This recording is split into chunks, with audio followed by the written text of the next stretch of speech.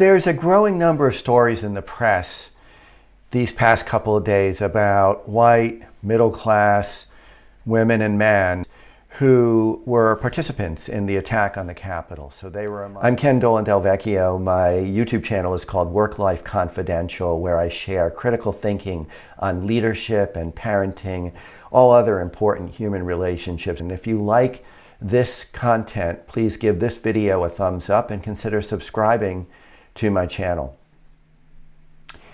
So I'm reading this story. It's about a woman named Jenna Ryan.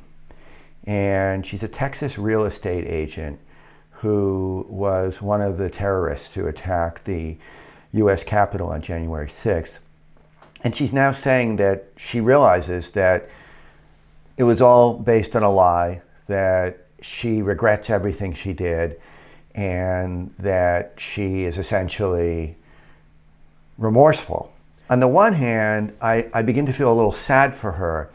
And then immediately I start thinking about the fact that there are thousands of black people who are imprisoned for years on nonviolent charges. They're convicted of nonviolent offenses. And not only do they spend time in prison, but then their records prevent them from getting jobs, from getting loans, from securing a place to live.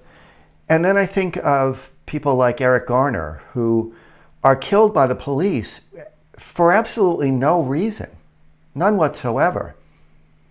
And then I think about the kids at the border, refugee families coming to the United States, and their children are ripped away from them. It's almost too hard to contemplate the pain that's associated with that. And then I also think about things like the detainees at Guantanamo. There's about 40 people there still, and many of the detainees there, they were detained on extraordinarily problematic grounds. I mean, some of them, there's really no reason for them ever to have been detained at all, and yet they may have lost decades of their life.